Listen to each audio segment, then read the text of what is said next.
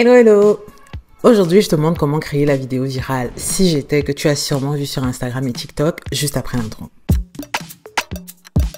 En moins de 24 heures, ma vidéo a récolté près de 6000 vues sur Instagram. Le feedback de mes abonnés était super.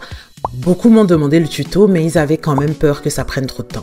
Donc, sans plus tarder, je vais partager la façon la plus simple et rapide de créer cette vidéo. De quoi as-tu besoin? Premièrement, tu as besoin du son pour vérifier que ta vidéo soit synchro avec la musique. On va faire une recherche pour le mot-clé « If I was trend » sur TikTok et récupérer une des premières vidéos. J'ai téléchargé les vidéos de cette utilisatrice. Merci beaucoup ma cocotte. Tu appuies longtemps sur la vidéo et tu cliques sur télécharger. Si tu n'as pas encore de compte TikTok, pas de panique. En fait, tu vas aller sur tiktok.com, tu vas faire une recherche pour le mot-clé « If I was trend ». Ensuite, tu sélectionnes une vidéo, tu copies le lien en haut, direction le site savevideo.me pour coller ce lien et télécharger la vidéo. Ensuite, tu as besoin d'une vidéo de toi pour introduire ta vidéo virale. Je vais utiliser cette vidéo que j'ai enregistrée il y a 2 semaines quand j'étais en vacances. Donc, ta vidéo d'intro doit faire au moins 3 secondes. Maintenant, tu vas décider des catégories que tu veux partager sur ta vidéo. Tu peux utiliser par exemple un animal, une voiture, une boisson, etc. etc. L'avant-dernière chose dont tu as besoin, c'est 24 photos pour chacune de tes catégories. Autant que possible, essaie d'utiliser des photos format story, ça t'évite en fait à avoir à trop galérer pour les recadrer. Autre chose, pour avoir un max d'impact, essaie de trouver des superbes photos. Ça va vraiment t'aider à avoir un effet waouh sur ta vidéo virale. En plus des 24 photos, tu as besoin d'un ou de 2 arrière-plans de couleurs unis pour afficher le résultat de ta catégorie. On va créer tous ces arrière-plans dans Canva, donc tu n'as pas besoin de prendre la tête avec ça pour l'instant.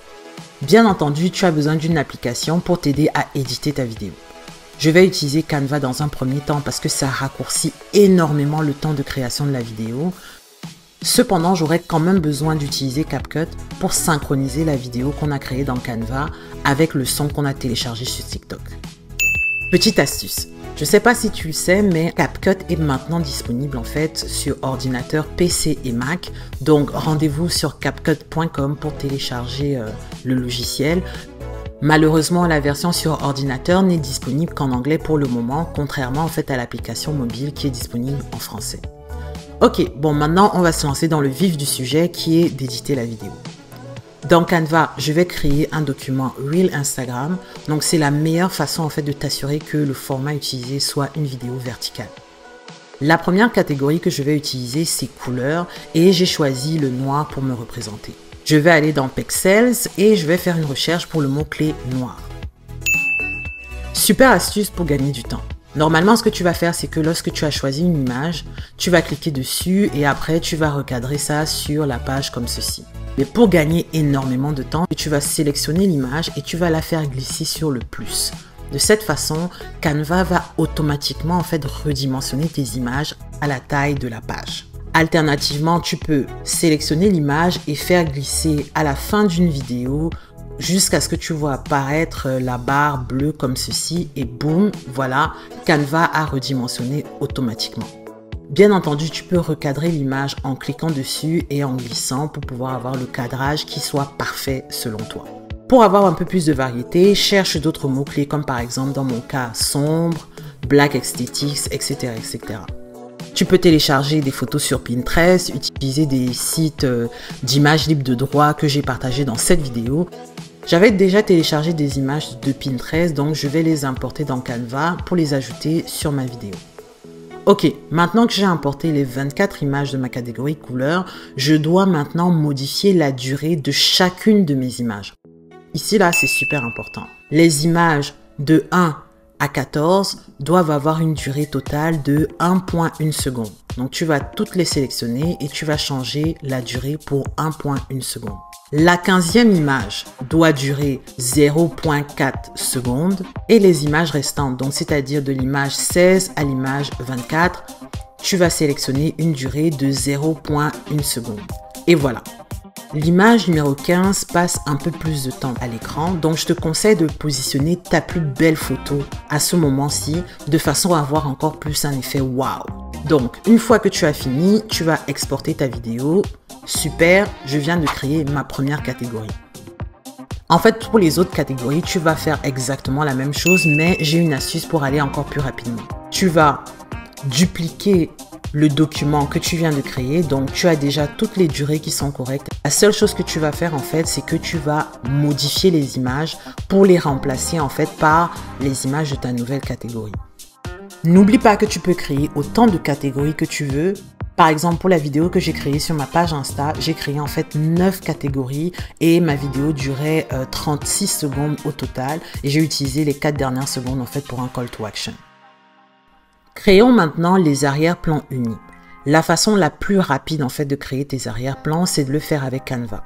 Encore une fois, je vais créer un document Reel Instagram et ce que je vais faire en fait, c'est que je vais aller simplement changer la couleur de l'arrière-plan. Assure-toi en fait que ton arrière-plan au total dure 0,9 secondes. Dépendamment de ta catégorie, tu as plusieurs options pour afficher tes résultats. Lorsque la réponse à ta catégorie contient 2 mots, tu vas utiliser le même arrière-plan et faire une transition avec les 2 mots comme ceci. Si par contre la réponse de ta catégorie contient seulement un mot, ce que certains créateurs font en fait, c'est qu'ils divisent le mot en 2. La dernière façon que tu peux faire, c'est que tu utilises le même mot, mais en fait, tu fais changer ton arrière-plan. Le dernier arrière-plan que j'ai créé, en fait, j'utilise 2 fonds unis. Le premier dure 0,5 secondes et le deuxième 0,4 secondes pour une vidéo finale qui dure 0,9 secondes. Je t'ai mis ces 3 cas de figure pour te montrer comment faire, mais après, vraiment, c'est toi qui choisis la stratégie que tu veux avoir. Donc, au final, j'ai 3 vidéos qui représentent chacune de mes 3 catégories. J'ai ma vidéo TikTok pour extraire le son. J'ai mes 3 vidéos avec les arrière-plans de couleurs unis. Et enfin, j'ai ma vidéo d'introduction. Ok, donc maintenant, on va éditer tout ça dans CapCut. Je vais importer les fichiers dans CapCut que j'utilise sur mon ordinateur. La première chose que je vais faire, c'est que je vais ajouter la vidéo TikTok en premier. Je vais faire un clic droit sur la vidéo TikTok et je sélectionne Separate Audio. Ensuite de ça, je vais ajouter ma vidéo d'introduction. Ensuite, je vais cliquer sur la vidéo TikTok et je vais en fait l'effacer. Ça va faire en telle sorte que j'ai accès à l'audio séparément de la vidéo. Ensuite, je vais ajouter ma première catégorie et ensuite, je vais ajouter son arrière-plan. Puis, je fais la même chose pour la deuxième, troisième catégorie, etc., etc. Ok? Tu vas couper ton intro pour qu'elle fasse exactement 3 secondes.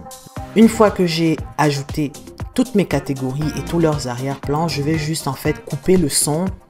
Maintenant, il ne me reste plus qu'à ajouter le texte et le formater en fait comme je le souhaite. Je vais ajouter le premier texte sur la vidéo en fait d'introduction. Donc, je vais écrire « Si j'étais ». Ensuite, je vais ajouter un deuxième texte qui va recouvrir la totalité en fait de ma vidéo pour la première catégorie. Ce texte-là représente la catégorie que tu as choisie. Donc, dans mon cas, c'est « Ville ».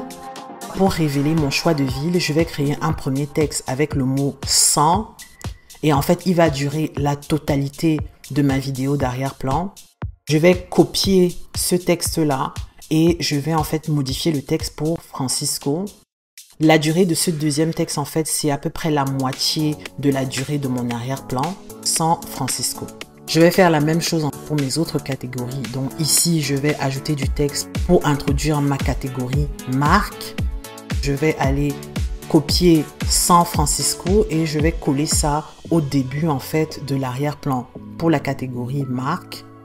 Je vais en ajouter Adidas, mais je vais en fait couper Adidas en 2. Donc je vais d'abord afficher Adi et ensuite Das. Pour ma troisième catégorie, je vais ajouter couleur.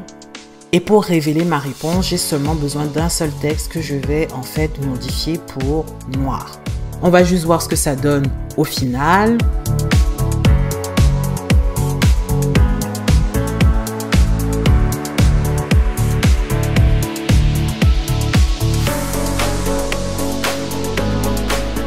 Donc maintenant, il ne me reste plus qu'à exporter ma vidéo.